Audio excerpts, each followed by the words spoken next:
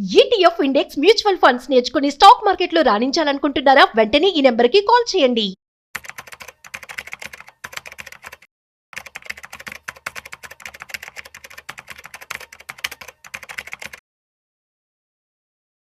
యూజువల్‌గా ఇన్వెస్ట్‌మెంట్ చేసేటప్పుడు చాలామంది కూడాను ఫైనాన్షియల్ అడ్వైజర్స్ కావచ్చు, వీళ్ళందరూ కూడాను అడ్వైస్ ఇస్తూ ఉంటారు కదా! సో, నాకొచ్చేటువంటి ఒక కామెంట్ ఏంటంటే, "అన్న మీరిట్లా అడ్వైజర్స్‌తో చేస్తూ ఉన్నారు. ఇన్వెస్ట్‌మెంట్ ప్లాన్స్ అని చెప్తూ ఉన్నారు. బావుందంతా. మేము ఆల్రెడీ 50,00,000 అప్పులో కూరుకుపోయి ఉన్నాం. సో, మరి మీరెప్పుడూ కూడాను ఇన్వెస్ట్‌మెంట్ చేసే వాళ్ళ గురించి చెప్తూ ఉంటారు. డబ్బులు దాచుకునే వాళ్ళు, ఎక్కువ సంపాదించే వాళ్ళ గురించి చెప్తూ ఉన్నారు. మరి అప్పులున్న వాళ్ళకేం చెప్పరేంటి?" అని చెప్పి అడుగుతున్నారు. అసలు ఈ క్వెషన్‌లో లాజిక్ లేదని చెప్పి మీకు కూడా తెలుసు. బట్ ద సేమ్ క్వెషన్ నేను ఫైనాన్షియల్ అడ్వైజర్‌తో, సీనియర్ ఫైనాన్షియల్ అడ్వైజర్ గిరిబాబు గారితో అడిగి మీకు నేను క్లారిటీ ఇవ్వబోతున్నాను. సో, వారి మాటల్లో మరింత సమాచారం అడిగి తెలుసుకుందాం. హాయ్, హలో, నమస్తే. Welcome to business buzz with Rajeev Pasupuleti on Suman TV. So, let's shoot. వీడియోని మిస్ అవ్వకుండా ఎండ్ వరకు చూసేయండి. So, hi sir. నమస్తే అండి. నమస్తే సార్. ఎలా ఉన్నారు? ఫైన్ అండి. Doing good. Yeah. So, question ఇది ఆల్రెడీ అప్పుల్లో ఉన్నారంట.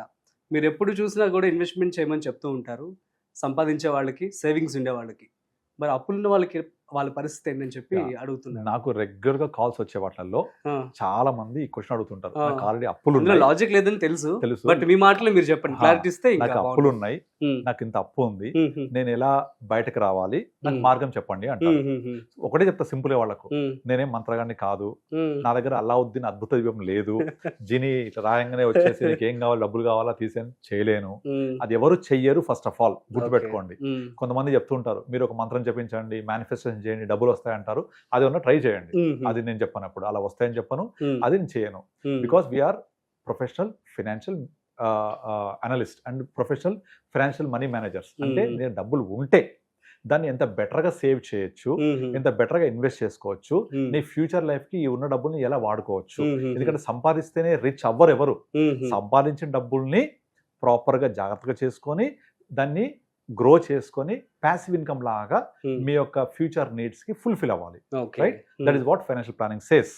ఫైనాన్షియల్ ప్లానింగ్ దగ్గరికి వచ్చే వాళ్ళందరికీ ఒకటే చెప్తుంటాను. వాళ్ళ యొక్క ఇన్కమ్ ఎంత, ఎక్స్పెన్సెస్ ఏంటి, లయబిలిటీస్ ఏంటి, ఆ లయబిలిటీస్ ఎలా మేనేజ్ చేయాలి, ఆ మేనేజ్ చేసిన తర్వాత మిగిలిన డబ్బుల్ని ఎలా సేవ్ చేయాలి, ఫ్యూచర్ లో నువ్వు ఎలా వాడుకోవాలి. ఎందుకంటే మనం చనిపోయేదాకా పని చేయం కదా. మనం ఎప్పుడు దాకా పని చేస్తాము? యాజ్ పర్ నార్మల్ నార్మ్స్ అయితే గవర్నమెంట్ రూల్ అయితే 60 years పని చేస్తాం. ప్రైవేట్ కంపెనీస్ అయితే 50-55 మాక్సిమం. మరి తర్వాత మనం ఏంటి డబ్బులు ఎవరు ఇవ్వాలి మనకు? మనం ఇప్పుడు ఇంప్రూవ్డ్ హెల్త్ కండిషన్స్ ఒక 80 సంవత్సరాలు బతుకుతాం కదా. 50 నుంచి 80 30 సంవత్సరాలు ఎవరు ఇవ్వాలి? సో ఆ 30 సంవత్సరాల రిటైర్మెంట్ లైఫ్ కోసం ఒక ప్లానింగ్. నెక్స్ట్ పిల్లల ఎడ్యుకేషన్, పిల్లల మ్యారేజ్ ఒక ప్లానింగ్, ఇల్లు కొనుక్కోవాలి, ఇల్లు కట్టుకోవాలి ఒక ప్లానింగ్, కార్, ఇవన్నీ అసెట్ బిల్డప్, ఫైనాన్షియల్ ప్లానింగ్. కానీ నా దగ్గర డబ్బులు లేవు, అప్పుల్లో కూరుకుపోయా, నాకేమైనా చెప్పండి అంటే మీకు ఫస్ట్ ఆఫ్ ఆల్ నా ఫస్ట్ క్వశ్చన్, ఎందుకయ్యా అప్పులు చెప్పండి. ఆ అప్పులు తోటి మీరు ఏదైనా ఇంట్లో ఫంక్షన్ చేయడం కోసం చేశారా, ఇల్లు కట్టడం కోసం చేశారా, లేకపోతే దేనికోసం అప్పు చేశారు? ఫస్ట్ అక్కడ నుంచి రండి. ఇప్పుడు మ్యారేజ్ అంటే చాలు లక్షలు అవుతుంది. మరి ఆ మ్యారేజ్ చేయడం కోసం మీరు అప్పు చేసి మ్యారేజ్ చేశారా? అంటే షో ఆఫ్ కోసం చేశారా? మీ దగ్గర డబ్బులు ఒక 10 లక్షలు ఉంటే అంతలోనే చేయండి మ్యారేజ్. 10 లక్షల రూపాయలు ఉంటే ₹1 కోటి వర్త్ ఆఫ్ మ్యారేజ్ చేయాలి అంటే 90 లక్షలు అప్పు చేయాలి. ఆ అప్పు తీర్చమని అడిగితే నేనేం చెప్పగలను? ఎవరు చెప్పగలుగుతారా చెప్పండి? ఎవరు చెప్పలేరు. అలా ఎక్స్పెక్ట్ చేయడం కూడా తప్పు. కానీ నేను చెప్పేది ఏంటంటే, సరే మీకు అప్పు ఎందుకైనా ఫస్ట్ కొంతమంది బిజినెస్ చేసి లాస్ అవ్వచ్చు, లేకపోతే నాకు ఒక క్లయింట్ వచ్చాడు సేమ్ ఇదే క్వశ్చన్ తోటి. తను ఆల్రెడీ ఒక 50 నుంచి 60 లక్షల బడ్జెట్ లో ఇల్లు స్టార్ట్ చేస్తే అనుకోకుండా ఇంటీరియర్స్ అని అదని ఇది వెళ్ళిపోయి ₹1 కోటి వెళ్ళిపోయింది. ఇప్పుడు వచ్చే ఈ డబ్బులు ఈఎంఐ కట్టడానికి సరిపోవట్లేదు. ఈఎంఐ కట్టిన తర్వాత ఏం మిగలట్లేదు. ఎట్లా కట్టాలి? ఇంకా 15 సంవత్సరాల పీరియడ్ ఉంది, సరిపోవట్లేదు. సడన్ గా జాబ్ పోతే పరిస్థితి ఏంటి? అలాంటి కూడా చెప్పాను సింపుల్ గా, మీరు ఇప్పుడు ఇల్లు కట్టారు కదా, అప్పు చేసి కదా, అమ్మేసేయండి ఇల్లు.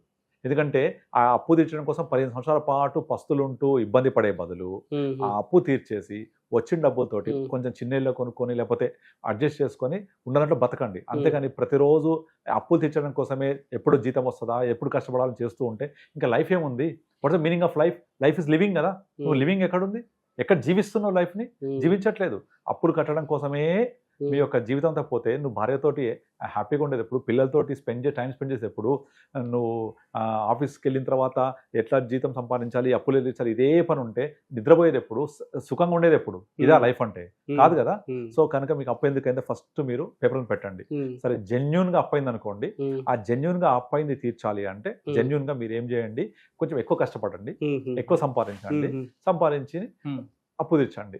లేదు కుదరదు నాకున్న 24 hours అంటే try to create your own 25th hour. 25th hour create చేసుకోండి. అంటే క్రియేట్ చేయడం అంటే ఏమి లేదు, మీ దగ్గర ఎక్స్ట్రా స్కిల్ ఏముంది, మీరు ఏమన్నా వంటలు బాగా వండగలుగుతారా, ఒక చిన్న యూట్యూబ్ ఛానల్ పెట్టుకొని చేసేయండి, క్లౌడ్ కిచెన్ చేసి చేయండి. మీరు టీచింగ్ బాగా చెప్పగలుగుతారా, పిల్లల్ని పోగు చేసి ట్యూషన్ చెప్పండి. ఇప్పుడు కొత్త కొత్త ఆలోచనలతోటి మీరు ఇంప్లిమెంట్ చేయండి. So you can create your own 25th hour. అందరికి 24 hours ఉంటాయి, నరేంద్ర మోడీకి నాకు అందరికీ అంతే ఉంటాయి. దీంట్లో మీరు ఒక 1 hour ఎక్స్ట్రా ప్రొడక్టివ్ అవర్ తీసుకురండి, దాని నుంచి ఎర్న్ చేయండి, ఎర్న్ చేసి మీ అప్పులు తొందరగా తీర్చుకోండి. ఇది productive construction way of clearing your loans. అంతేగాని నాకు అప్పులు ఉన్నాయి మార్గం చెప్పండి అంటే ఎవ్వరు చెప్పలేరు. ఆ ప్రశ్న తప్పు. ఫస్ట్ ఆఫ్ ఆల్ ఎవరి దగ్గర అద్భుత రూపం ఉండదు, ఎవరు మంత్రం వేయగానే మీ అప్పు తీరిపోదు. మీ అప్పు ఎందుకైందో కనుక్కొని అది జెన్యూన్ అయితే కష్టపడి సంపాదించి దాన్ని క్లియర్ చేసుకోండి. లేదా మీరు ఆ అప్పు తీర్చడం కోసం ఒక ఆస్తి, చాలా మంది చూస్తుంటాను నేను, సాఫ్ట్వేర్ ఇంజనీర్స్ 90% వాళ్ళ తాతకు మించి పర్సనల్ తీసుకొని పోయి ల్యాండ్లు కొంటుంటారు, పొలాలు కొంటుంటారు, స్థలాలు కొంటుంటారు, అలా వెల్త్ క్రియేట్ చేద్దాం ట్రై చేస్తూ ఉంటారు. ఇప్పుడు అప్పులు కట్టలేక ఇబ్బంది పడుతుంటారు. తాహతకు మించి ఎగ్జాక్ట్లీ శాలరీ 2 లక్షలు ఉంటుంది, ₹1,00,000 ఈఎంఐలు ఉంటాయి, కార్ లోన్ ఉంటుంది, ఇంట్లో ఖర్చులు ఉంటాయి, పిల్లల ఎడ్యుకేషన్ ఫీజు, 10 రోజుల్లో 2 లక్షలు ఫట్, మళ్ళీ 20 days వెయిట్ చేస్తూ ఉండాలి ఎప్పుడు శాలరీ. అలాంటప్పుడు వాళ్ళకి ఒకటే చెప్తాను సింపుల్ గా, ఓకే బాస్ నువ్వు ల్యాండ్ కొన్నావు, ఆ ల్యాండ్ కాస్ట్ ఎంత, ఈఎంఐ కడుతూ కొన్నావు కదా, ఈఎంఐ యాడ్ చేయడానికి అప్పుడు నువ్వు 10 లక్షలు కొంటే నువ్వు ఈఎంఐ కట్టేప్పుడు 15 లక్షలు అవుతుంది. అంటే నువ్వు 15 లక్షలు కొన్న plot actually pay 10 lakhs, loan వల్ల ఇంకో 5 లక్షలు పెరిగింది.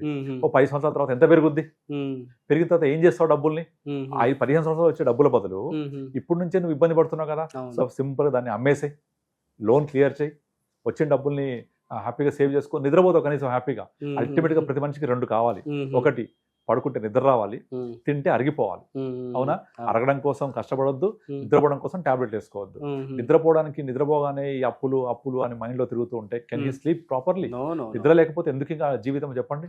సో మనము ప్రాపర్ గా ప్లాన్ చేసుకుంటే హ్యాపీగా లైఫ్ లీడ్ చేయొచ్చు. దానికోసం నువ్వు ఆస్తి ఎక్కువ చేసుకుని అప్పులైనయా, ఆస్తి అమ్మేసేయండి.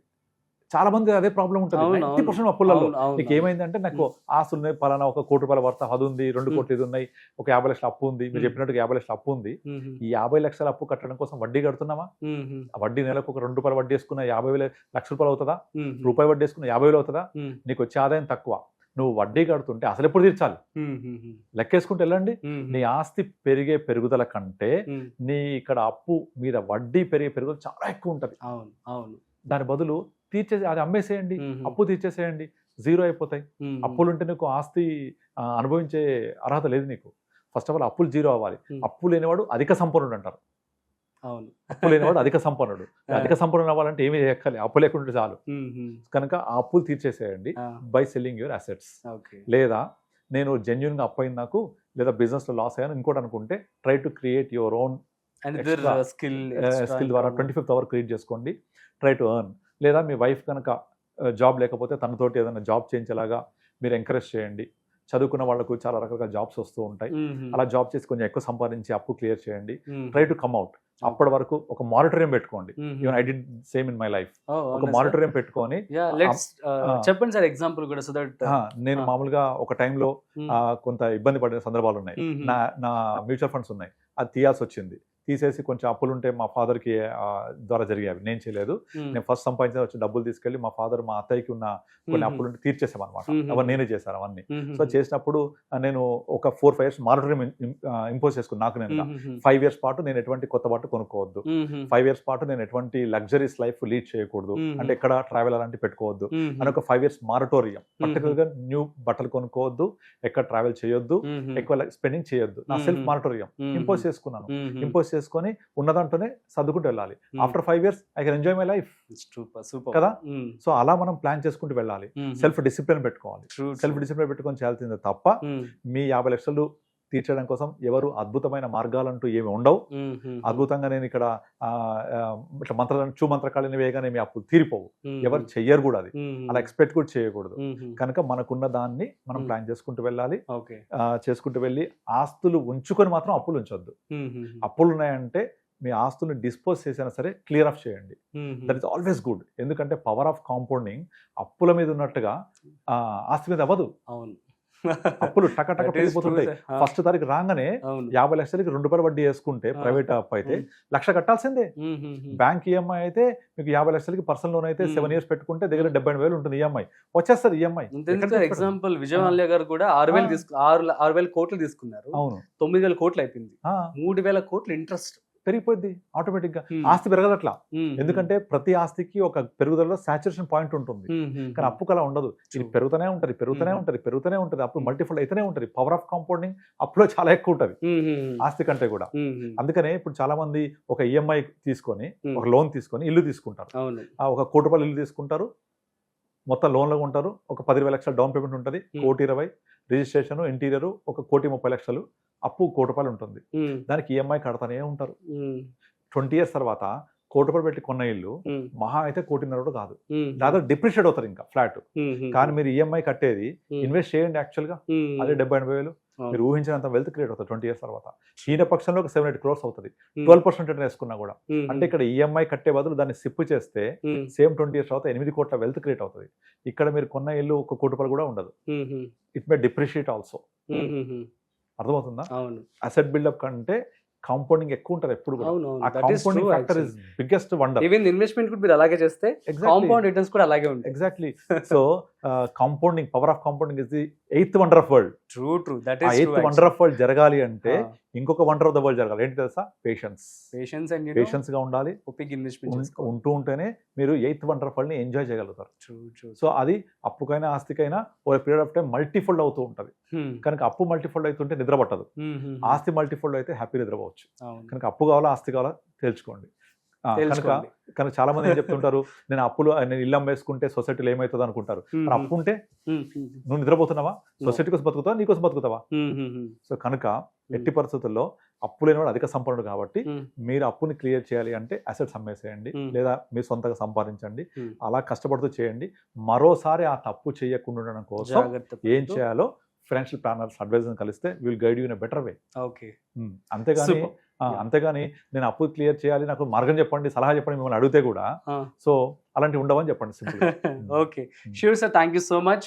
It means a lot. So guys, అర్థమైంది కదా, అప్పు లేనివాడు సంపన్నుడు, ఇది నిజం. సో అప్పున్నవాడు సరిగ్గా నిద్ర కూడా పోడంట.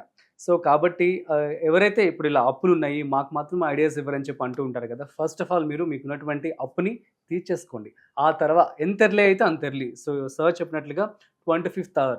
సో మీకు నచ్చినటువంటి స్కిల్ కావచ్చు, దాని మీద కావచ్చు, ఇంకా ఆల్టర్నేటివ్ ఇన్కమ్ చూసుకొని దాన్ని త్వరగా క్లియర్ చేసుకొని, సో ఫస్ట్ డెట్ నుంచి క్లియర్ చేసుకున్నారనుకోండి మీరు పీస్ఫుల్గా ఉంటారు. So that you can invest. So ఇది మాత్రం క్లియర్ చేసుకొని ఆ తర్వాత ఇన్వెస్ట్మెంట్ చేసుకొని ఆ యొక్క రిటర్న్స్ ఎంజాయ్ చేయండి. That's it. సో మరొక ఇంట్రెస్టింగ్ కాంటెంట్తో మళ్ళీ కలుద్దాం. అంతవరకు చూస్తూనే ఉండండి సుమన్ టీవీ.